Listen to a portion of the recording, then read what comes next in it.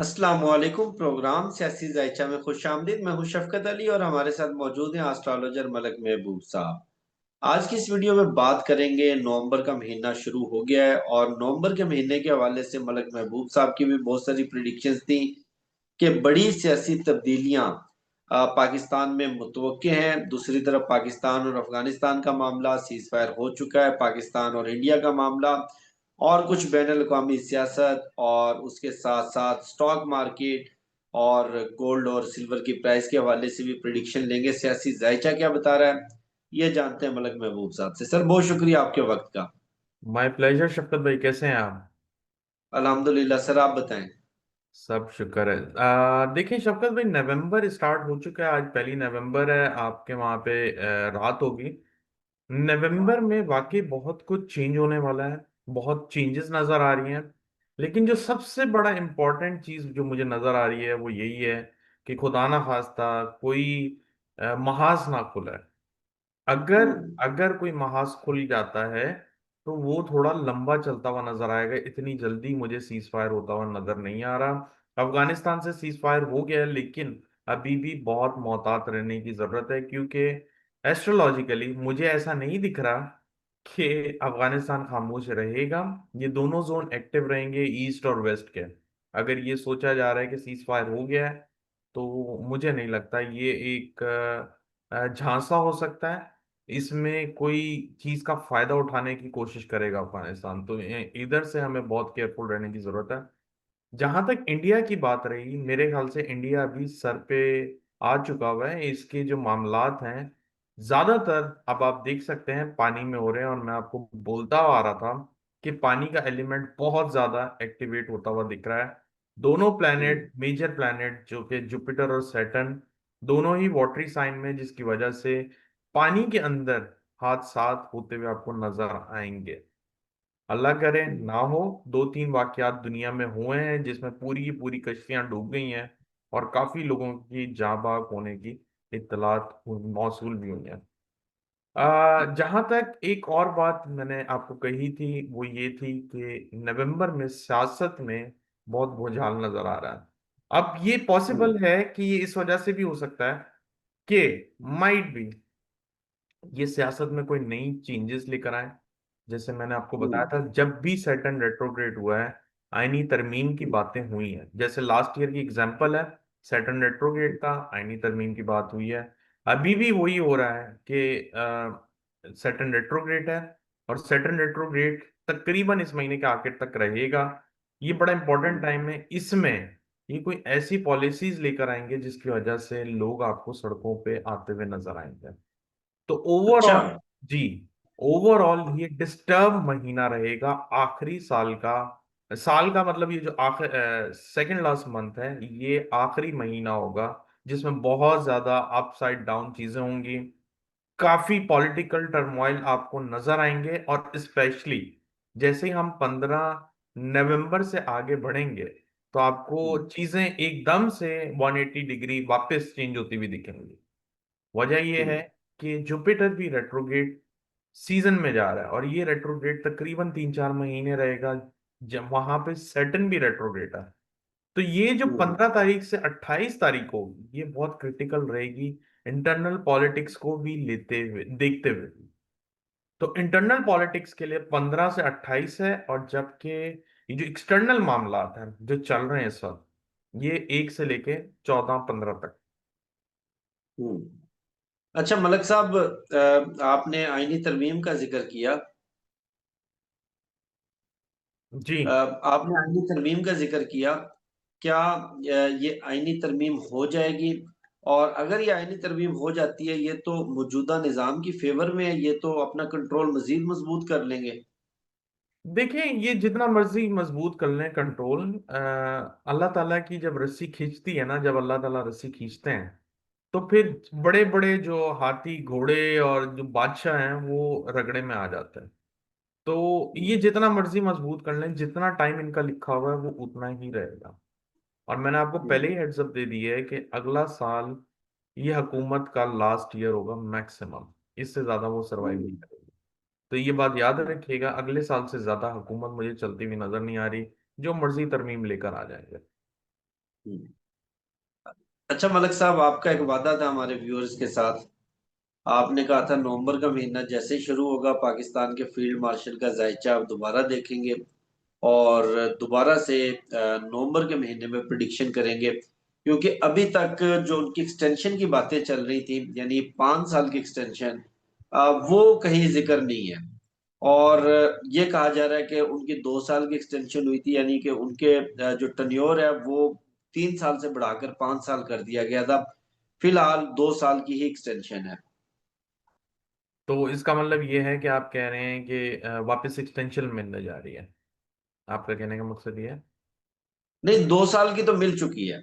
दो ओके। साल की एक्सटेंशन का तो इशू नहीं है। वो 5 साल की एक्सटेंशन लेना चाह रहे थे।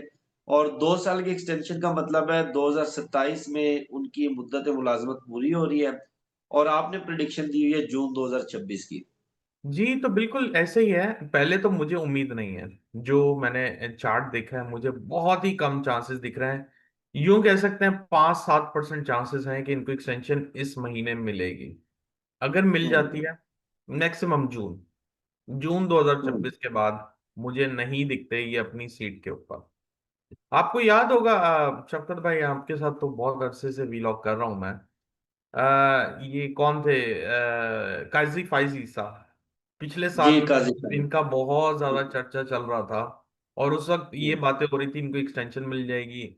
आप ही बताते थे पता नहीं 10 साल की, 5 साल की। और मैंने आपको पहले कहा था कि ये इस दफा रिटायर होके ऐसे गायब होंगे कि आपको पता भी नहीं होगा कि अगले साल हम इनकी बातें करेंगे भी या नहीं। और आप देखें हम्म। अब इनका नाम कहीं नहीं होता।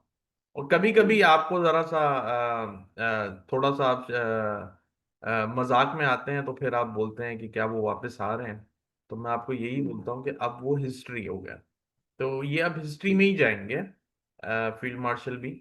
और मैक्सिमम जैसे मैंने बताया है जून 2026, इसके बाद मुझे वो नहीं नजर आते। अलबत्ता ये भी जो टाइम चल रहा है ये भी यूं हम्म। समझें कि पकड़ धकड़ के ही अगर एक्सटेंशन होगी तो होगी। बेशक वो 10 साल की भी करवा लें, एक बात याद रखिएगा, जो हम्म। टाइम पीरियड उनका लिखवा दिया गया है ऊपर से उससे ज्यादा वो नहीं चल पाएगा। हम्म।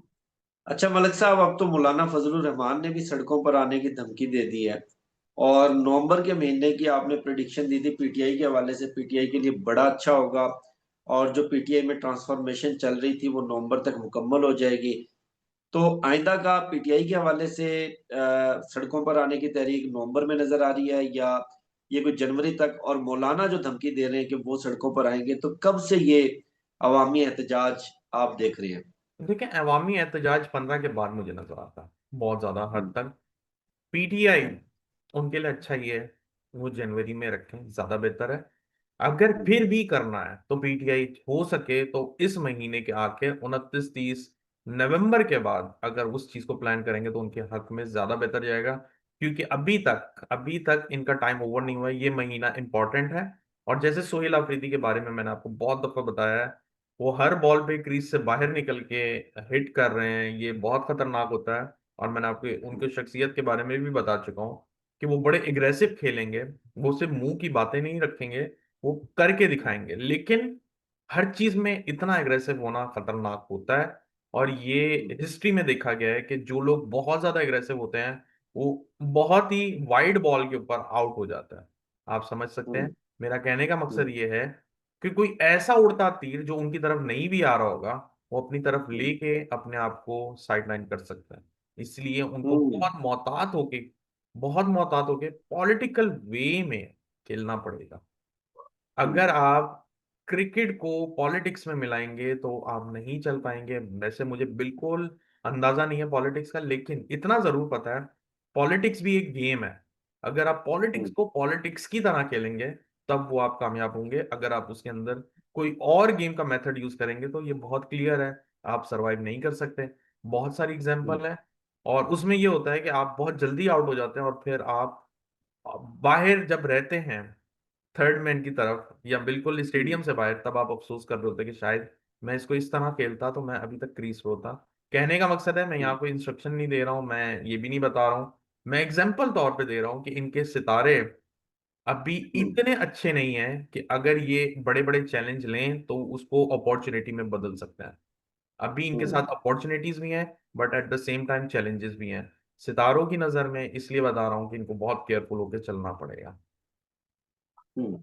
अच्छा मलिक साहब, पीटीआई के कुछ लोग जो 9 मई के बाद पार्टी छोड़ गए थे, जिनमें फवाद चौधरी, असद उमर, इमरान इस्माइल, उन्होंने एक नया मिशन शुरू किया है, इमरान खान की रिहाई। और इमरान खान की रिहाई के लिए कहते हैं कि हम नून लीग के पास भी जाएंगे, पीपल्स पार्टी के पास भी जाएंगे, सबके पास जाएंगे। और मुझे तो समझ नहीं आ रही कि वो मिन्नत तरला करके पांव पकड़ के रिहा करवाना चाहते हैं किस तरह। लेकिन जो सबसे इंटरेस्टिंग पॉइंट है कि शाह महमूद कुरैशी से वो मुलाकात कर रहे हैं। और 9 मई के बाद भी शाह महमूद कुरैशी के पास वो यही प्रपोजल लेकर गए थे कि खान साहब को माइनस कर दें, आप आए, आप पार्टी की क्यादत संभालें और आप लीड करें। जोक ऑफ द डे है सर, बल्कि जोक ऑफ द ईयर हो सकता है। ऐसी कोई पॉसिबिलिटीज नहीं है, हो सकता है। ये पॉसिबिलिटी जरूर है कि वो पीटीआई को मतलब दो टुकड़ों में लेके चलना चाह रहे, तो वो अलग बात है। लेकिन इसका कोई हम्म। फायदा नहीं है जब तक कि खान साहब पीटीआई में नहीं है। तो पीटीआई एक नाम है बस, और कुछ भी नहीं है। ये जितने भी हम्म। फॉलोअर्स हैं, फैन फॉलोइंग्स हैं खान साहब की तरफ से, की वजह से एक्चुअली ये उस चीज का फायदा उठा रहे हैं, उस लेवरेज को एंजॉय कर रहे हैं। Otherwise nothing is there. Hmm. तो खान साहब को रिहा करवा लेंगे ये? सर, खान साहब को रिहा करवाने का ये तरीका मुझे नहीं समझ में आया।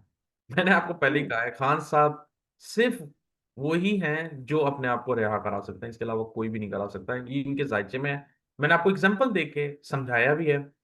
क्रिकेट हो, हम्म। इनके करियर का हम्म। आगाज हो, पॉलिटिक्स हो, शौकत खानम हॉस्पिटल हो, इन सब से अगर आप समझेंगे तो आपको समझ में आ जाएगी कि मेरी बात का मतलब क्या है।